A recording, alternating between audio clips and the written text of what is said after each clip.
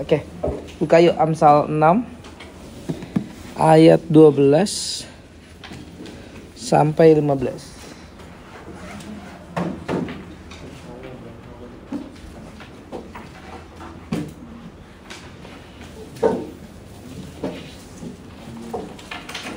Sekarang 4 ayat kita baca bersama yuk bareng.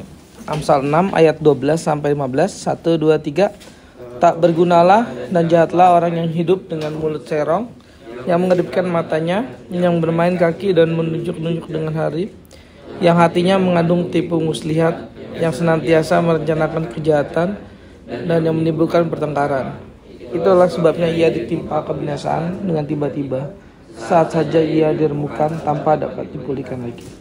Nah, oke, sampai 15. Nah, ini konteksnya mengenai kalau misalnya kita baca ya, dari ayat 6 ya mungkin ya. Hai pemalas, pergilah kepada semut, perhatikanlah lakunya dan jadilah bijak. Oke, masuk. Biarpun tidak ada pemimpinnya, pengaturnya atau penguasanya, ia menyediakan rotinya di musim panas dan mengumpulkan makanannya pada waktu panen. Hai pemalas, berapa lama lagi engkau berbaring? Bila engkau akan bangun dari tidurmu? Tidur sebentar lagi, mengantuk sebentar lagi, melipat tangan sebentar lagi untuk tinggal berbaring. Ya, maka datanglah kemiskinan kepadamu seperti seorang penyerbu dan kekurangan seperti orang yang tak bersenjata. Nah, orang malas itu, ya kalau di Amsal ini ibaratnya kalau di Matius, Markus, Lukas ada dikatakan akar dari segala kejahatan adalah cinta uang gitu ya. Tapi kalau dari sini di Amsal ini dikatakan akar dari segala kejahatan adalah kemalasan gitu ya. Hai pemalas, pergilah kepada semut, perhatikan lakunya dan jadilah bijak. Di sini dikatakan orang yang malas itu orang yang gak bijak gitu. Jadi orang yang kebalikannya ya, pasti orang yang bijak sudah pasti orang yang tidak malas gitu, orang yang rajin. Orang yang tidak ada pemimpinnya pun bisa mengatur dirinya gitu ya, bisa mengatur ya kehidupannya gitu ya. Bisa menyediakan roti di musim panas, ayat 8. Mengumpulkan makanan pada waktu panen.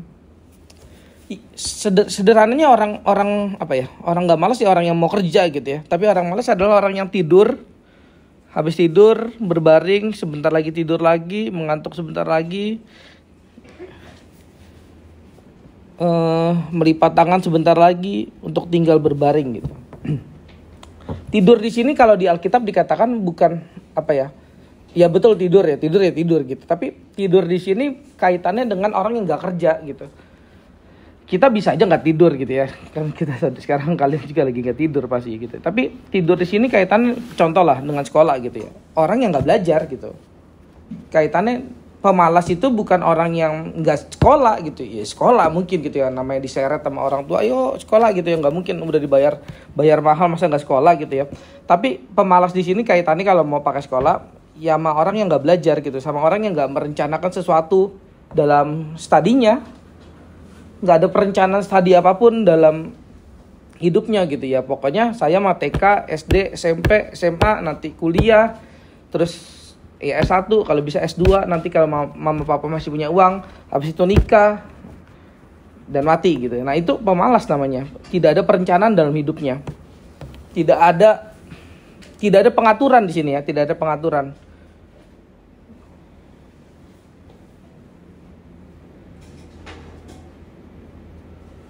Ia menyediakan rotinya di musim panas dan mengumpulkan makanannya pada waktu panen. Tidak ada pengaturan kehidupan, tidak ada pengaturan studi, tidak ada pengaturan apa ya, bahkan makanan gitu ya, bahkan apa kebutuhannya paling pokok. Kalau kebutuhannya paling pokok siswa adalah sebenarnya bukan apa mengadakan makanan gitu ya, tapi belajar gitu ya. Belajar dapat nilai yang bagus gitu ya. Meskipun dapat nilai yang bagus nggak menentukan kalian benar-benar belajar apa enggak, kan orang bisa aja nyontek, bisa aja kebetulan, bisa aja pas gitu ya. Yang dia pelajarin pas sama yang dikeluarin guru gitu ya. Bisa aja kisi-kisinya sama banget percis gitu ya. Jadi belajar itu doang ya apa ya udah dapat bagus gitu ya. Meskipun apa yang dipelajarin juga nggak tentu ngerti gitu. Nah, tapi bagaimanapun juga siswa ya adalah kepentingan utamanya adalah belajar gitu ya. Mengusahakan mengusahakan ini kehidupan seterusnya gitu ya dari pembelajarannya. Maka datanglah kemiskinan kepadamu seperti seorang penyerbu dan kekurangan seperti orang yang bersenjata.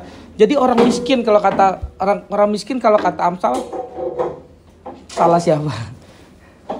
Kalau orang miskin kalau kata Amsal adalah salah kita sendiri gitu ya. Karena kita malas gitu ya. Karena kita, coba ya, Bapak mau tes boleh nggak? Nangkep nggak ya? Ini jadi orang kalau kata Amsal nih, orang miskin itu datang karena apa gitu. Ini kan Bapak udah bahas tadi sebelumnya di atas.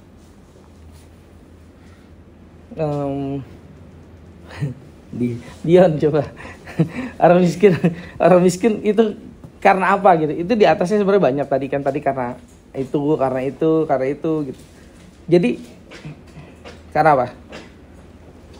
Orang miskin karena apa? Kira-kira. Karena apa? Malas salah satunya. Nah, malas ini terimplikasi atau ini dalam ayat-ayat selanjutnya gitu ya. Nggak ada pengaturan dalam hidupnya, nggak menyediakan roti, yang nggak mau kerja gitu ya. Nggak ada perencanaan kehidupan selanjutnya. Nah itu gitu ya. Jadi orang miskin itu satu hal gitu ya, tapi nggak punya perencanaan dalam hidup, nggak ada kita tuh kita dengan menjalani hidup saja tanpa perencanaan itu namanya kita menunggu kemiskinan gitu ya. Miskin itu pasti nggak tentu hanya uang lah ya, di sini pasti miskin rencana dan seterusnya juga pasti. Kekurangan seperti orang percaya. Terus kita katakan gini, tak bergunalah dan jahatlah orang yang hidup dengan mulut serong. Tiba-tiba mulut serong gitu ya. Ya karena orang malas gitu ya. Orang malas gitu ya. Orang yang gak berguna dan orang yang jahat dan orang yang mulutnya serong. Kenapa sih? Karena orang malas itu ngomongnya juga pasti asal-asalan gitu. Namanya juga malas gitu ya. Dia ngomong sesuatu juga pasti searching juga gak pernah di searching beneran gitu ya. Gak pernah belajar beneran ya. Jadi serong mulutnya. Simpel ya. Yang mengedipkan matanya, yang bermain kaki dan menunjuk-nunjuk dengan jari, yang hatinya mengandung tipu muslihat, yang senantiasa merencanakan kejahatan dan yang menimbulkan pertengkaran. Hatinya mengandung tipu muslihat gitu. Tipu muslihat itu datang dari kemalasan gitu ya. Kemalasan konfirmasi kebenaran gitu ya. Kemalasan perencanaan dalam hidup, yang senantiasa merencanakan kejahatan dan yang menimbulkan pertengkaran. Itulah sebabnya ia ditimpa kebinasaan dengan tiba-tiba. Sesaat saja ia diremukkan tanpa dipulihkan lagi. Dibinasakan dengan tiba-tiba, sesaat saja ia diremukkan tanpa dapat dipulihkan lagi. Jadi kebinasaan kalau di Amsal ini adalah ketika kamu malas, ketika kamu gak ada perencanaan dalam hidup, ketika nggak ada penyediaan roti gitu ya, nggak ada pengumpulan makanan, nggak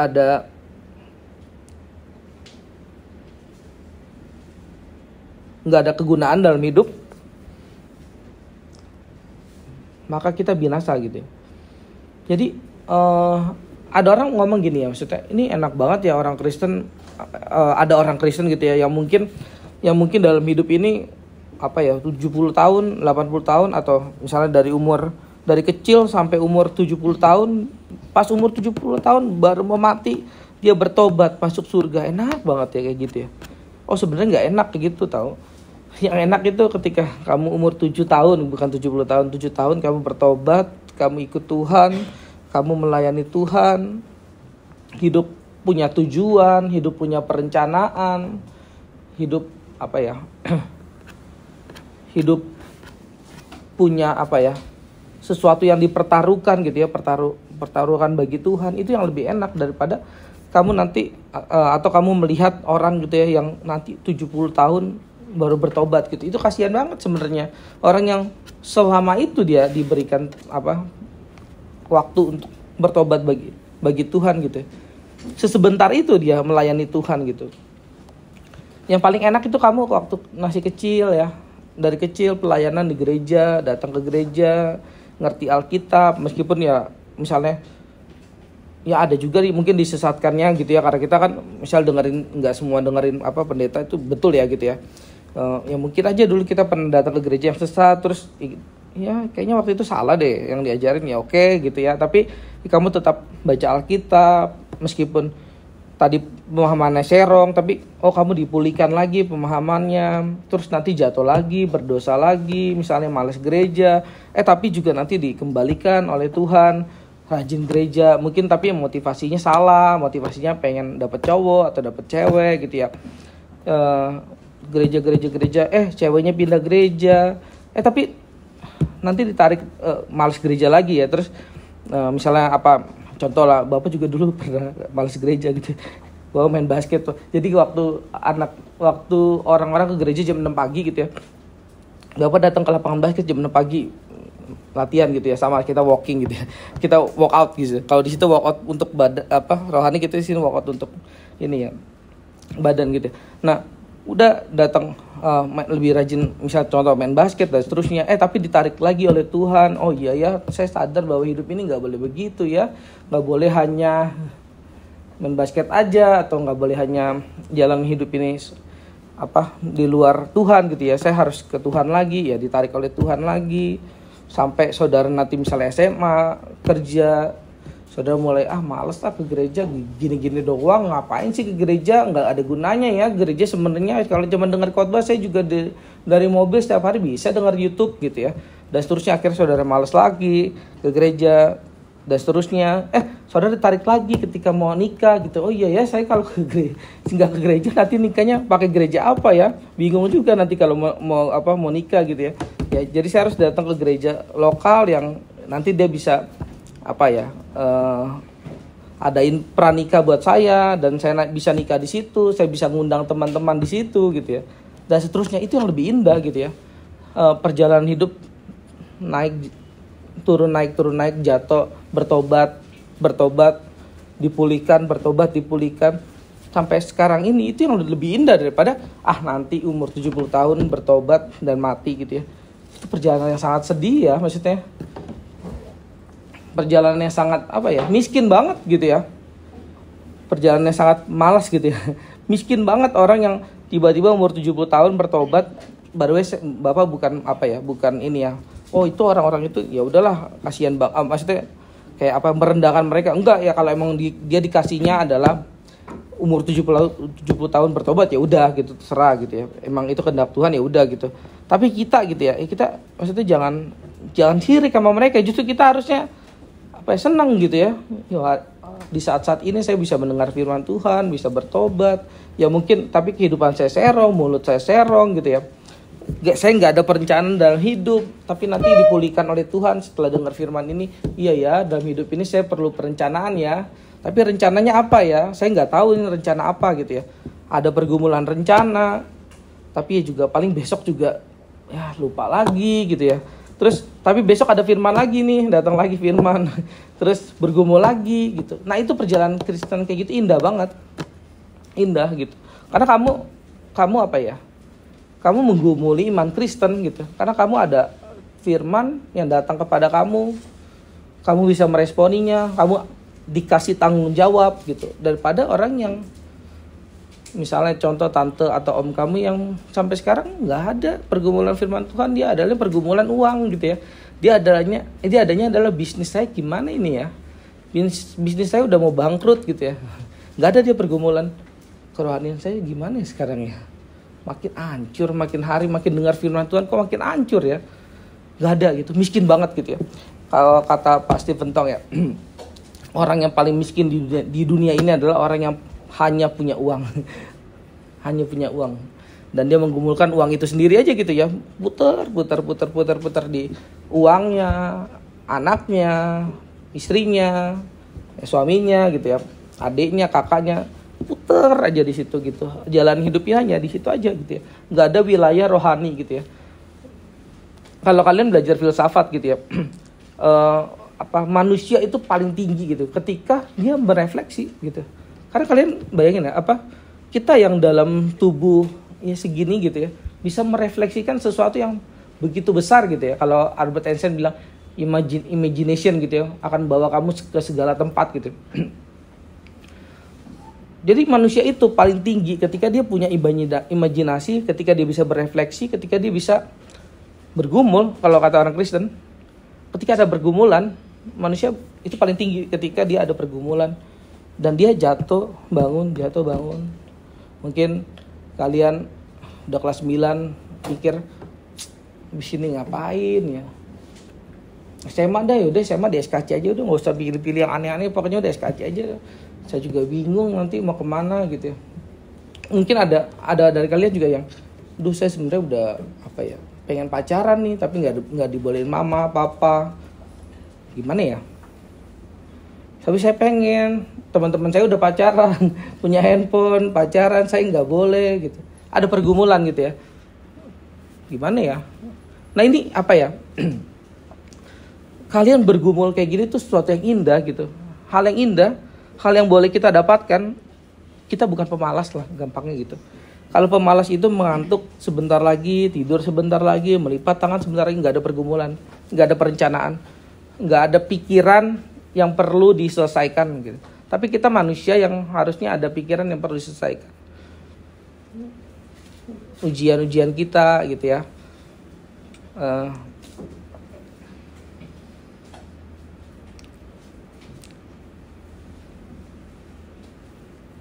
Baru kemarin kan lomba catur gitu ya. Terus ada anak SD gitu ya, kelas 6 nyontek pakai handphone. Bapak pikir gimana ya? Anak kelas 6 nyontek pakai handphone, berani gitu ya. Ya berani sih berani ya. Berarti dia punya keberanian yang luar biasa gitu ya. Nggak tahu lah kalian di sini ada nggak ya maksudnya? Kan CCTV ada, ngomong-ngomong nggak mati nih CCTV harusnya. Nggak ngadep ke situ juga. Ada pernah CCTV yang di sekolah, di guru ngadepnya ke sana. Ini CCTV. Tapi ini CCTV harusnya ngadepnya ke kalian gitu ya. Terus kalian juga diajarin firman Tuhan tiap hari. Maksud Bapak bukan soal keberanian nyontek ya. Keberanian nyontek ya semua orang berani gitu. Tapi maksudnya di tengah sekolah yang setiap minggu mungkin, setiap hari lah ya. Karena Senin kan KTB. Setiap hari ada firman Tuhan gitu ya. Maksudnya kok berani gitu ya. Keberaniannya luar biasa gitu ya. Keberanian luar biasa yang begitu luar biasa. Keberaniannya melawan firman gitu ya. Meremehkan firman Tuhan yang dia dengar gitu. Ya tentu bukan kita semua suci langsung dan seterusnya gitu ya. Tapi kalau bisa gitu ya. Pergumulan-pergumulan seperti itu harusnya jangan sampai ada lagi gitu sekolah Kristen gitu ya. Masalah contek, mencontek dan seterusnya. Ya udahlah gitu, berlaku jujur lah. Sekalipun kamu 0, sekalipun kamu gak naik kelas, berlaku jujur lah. Itu penting di hadapan Tuhan. Kamu hari ini gak naik kelas, tapi hidupmu ada pergumulan dan seterusnya, itu yang lebih berguna daripada kamu ya hidup dalam tipu muslihat ya. Kita berdoa. Tuhan, terima kasih Engkau mengadakan pergumulan bagi kami semua. Pergumulan yang mungkin kami tidak sukai, pergumulan yang mungkin kami tidak harapkan, tapi Engkau hadirkan bagi kami untuk kami bisa bertumbuh di hadapan-Mu, bertumbuh di hadapan orang tua kami, bertumbuh di hadapan guru-guru kami, bertumbuh di hadapan teman-teman kami. Kiranya Engkau tolong kami untuk tidak menjadi pemalas, tidak malas bergumul, tidak malas merencanakan sesuatu dalam hidup kami. Engkau tolong kami untuk bisa terus hidup di hadapan-Mu, hidup dalam perencanaan Engkau. Demi nama Yesus, amin. Thank you semua. Ya, Luis telat.